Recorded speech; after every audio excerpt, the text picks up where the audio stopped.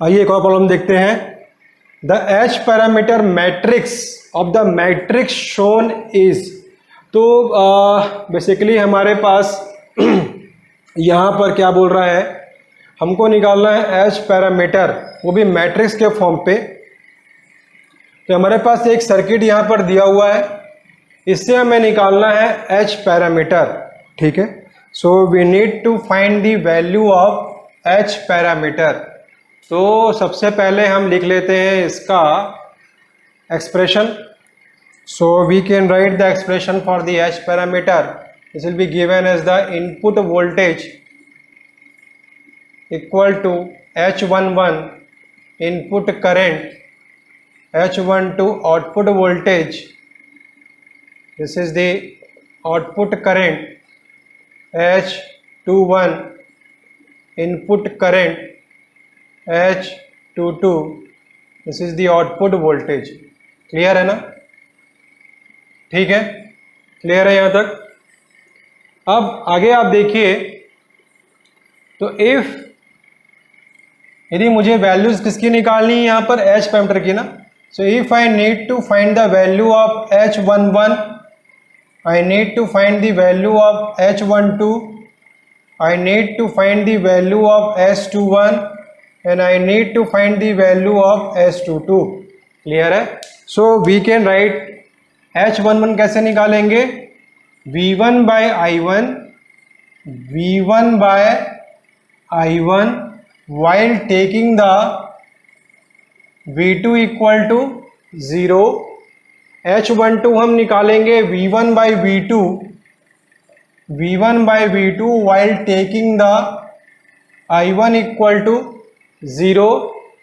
S21 हम निकालेंगे I2 by I1, I2 by I1 while taking the V2 equal to 0। और हम निकालेंगे S22, तो I2 by V2, I2 by V2 while taking the I1 equal to 0।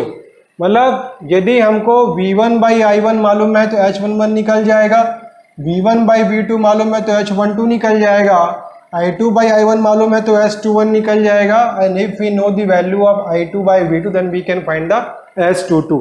ठीक है, अब इस सर्किट के बारे में यदि हम लोग बात करें तो we can again solve this problem in different ways.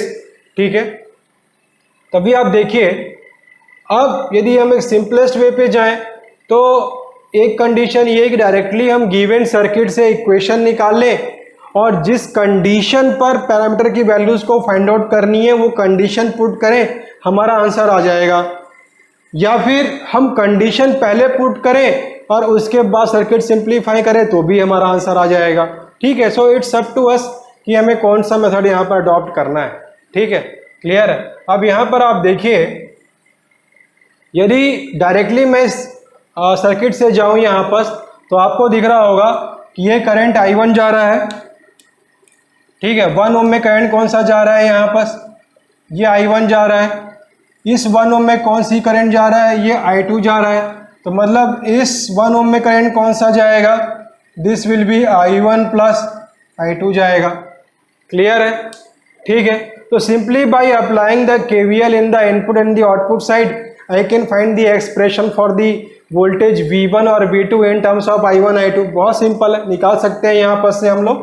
ठीक है, so if I apply the KVL to the input side then I can write, अब देखिएगा, then I can write this is given as the V1 equal to, so this become the 1 into I1 plus this become the 1 into I1 plus I2। clear, and further we'll solve, so this become the 2I1 plus this become I2। यही होगा यहाँ पर से। ठीक है, clear है?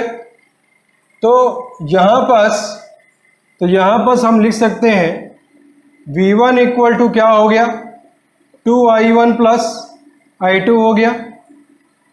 ठीक है, क्लियर है? अब if I'll apply the KVL to the outer loop, ठीक है, तो यहां पर से क्या बनेगा एक्सप्रेशन, आप देखिए। तो I can write I2 equal to, this is given 1 into I2 plus this become the 1 into I1 plus I2 will be equal to, I can write, this is the I1 plus 2I2. So I can write V2 will be equal to I1 plus 2I2 हो जाएगा। ठीक है, equation number 1, equation number 2, very simple. अब आप देखो, यदि हम बात करें यहाँ पर, तो हमारे पास KVL हमने अप्लाई किया इनपुट आउटपुट साइड पे, हमारा एक्सप्रेशन आ गया V1 V2 आ गया in terms of I1 and I2। अब सिंपल ये कर सकते हैं कि अब डायरेक्टली कंडीशन पुट करेंगे, जैसे कि इफ कंडीशन क्या देखिए यहाँ पर, यदि हमें वैल्यू निकालनी है H11 और H12 की, तो V2 क्या करना पड़ेगा, हमको 0 करना पड़ेगा 0 यहाँ पर। यदि V2 इक्वल टू हम 0 पुट करेंगे तो हमारा आंसर निकल जाएगा H11 और H21। क्लियर है। और उसी प्रकार से यदि हम पुट करेंगे I1 इक्वल टू 0, तो हमारा H12 और H2 जो पैरामीटर है वो हमारा फाइंड आउट हो जाएगा। ठीक है। So now if will take the V2 equal to 0, ठीक है, तो इक्वेशन नंबर 1 और 2 में क्या होगा देखो आप, यदि हम V2 इक्वल टू 0 पुट करते हैं इक्वेशन नंबर 1 एंड 2 में, तो यहां आप देखेंगे क्या होगा, तो V2 पुट करेंगे तो देखो आप क्या होगा यहाँ पर से, तो यहाँ पुट किया तो ये क्या हो जाएगा, I1 इक्वल टू हो जाएगा माइनस ऑफ 2I2 हो जाएगा, होगा कि नहीं होगा, हो जाएगा यहाँ पर से। क्लियर है। फर्दर सॉल्व करेंगे तो हम I2 equal to minus I1 by 2 भी लिख सकते हैं। ठीक है, क्लियर है। और अभी आप देखिए V2 पुट किया तो I2 बाई I1 चाहिए था ना हमको, तो I2 बाई I1 तो हम निकाल सकते हैं ना यहाँ पर से, तो I2 बाई I1 निकालेंगे तो ये कितना होगा, -1/2 हो जाएगा, मतलब ये कितना आएगा, -0.5 आएगा। ठीक है। तो बेसिकली यदि हम लोग बात करेंगे तो ये जो -0.5 आया है, ये I2 बाई I1 मतलब किसकी वैल्यू हो गई, ये वैल्यू हो गया H21 का। क्लियर है। अब यदि हम V1 में जाएं तो हम यहां पर से लिख सकते हैं, क्या होगा देखिए, V1 इक्वल टू क्या मालूम है, 2I1 प्लस I2 हो जाएगा। तो I2 की वैल्यू पुट कर देते हैं, क्योंकि हमको क्या चाहिए, यहां से V1 बाई I1 चाहिए ना, we want V1 by I1, so that's why we'll put the I2 value here। तो ये क्या हो जाएगा, I2 value here, so this become 2I1 minus अब क्या हो जाएगा, I1 बाई I2 हो जाएगा। इसको फर्दर आप सॉल्व करोगे तो ये कितना आएगा भाई, ये हो जाएगा 3/2 I1, इतना ही होगा ना। फर्दर सॉल्व करेंगे तो ये क्या हो गया, V1 bye I1 equal to 1.5 हुआ कि नहीं हो गया, हो गया। और ये 1.5 यदि हम लोग बोले तो ये किसकी वैल्यू हो गई, this is the value of H11, this is the value of H11। Clear है। ठीक है।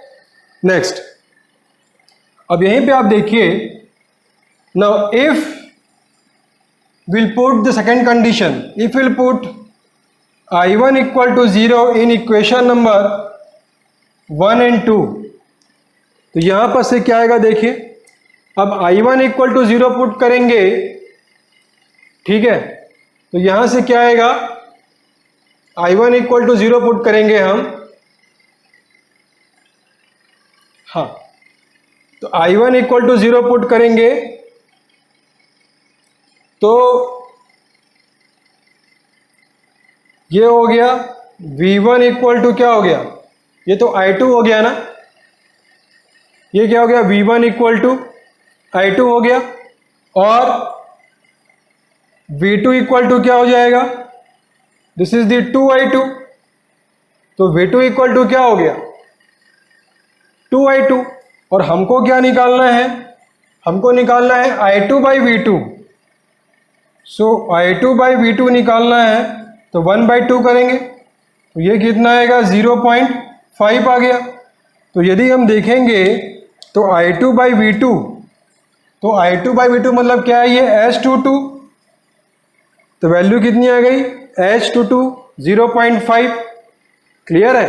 अब चाहिए V1/V2 चाहिए हमको, तो यहां पर से I2 की वैल्यू यहां पुट कर दो आप, तो V1 इक्वल टू, तो क्या होगा देखिए अभी, तो V1 इक्वल टू क्या हो जाएगा, V1 इक्वल टू ये होगा V2/2 हो जाएगा, और हमें निकालना है V1/V2, तो V1/V2 इक्वल टू कितना हो गया 1/2, मतलब कितना आया 0.5 आया। तो मतलब 0.5 आया, मतलब ये किसकी वैल्यू हुई, H12 की वैल्यू हुई कि नहीं हुई, हुआ।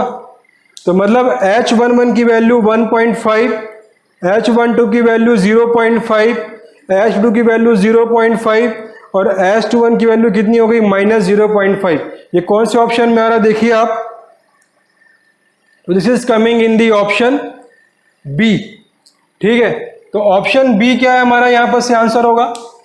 क्लियर है, तो ऑप्शन बी क्या होगा, हमें यहां से आंसर होगा। तो एक डिटेल वे पे मैंने आपको यहां पर सॉल्व किया इस क्वेश्चन को, ठीक है। लेकिन यदि आपका कॉन्सेप्ट तड़ा है ना 2 पोर्ट का, और आपको इसका बेस स्ट्रांग है, if you know the symmetrical form of this H parameter and if you know the reciprocal form of the H parameter, then you can solve this question in a fraction of second. ये सब करने की कोई requirement नहीं है, but you have to know the basic concept of the H parameter regarding the symmetricity and the reciprocity।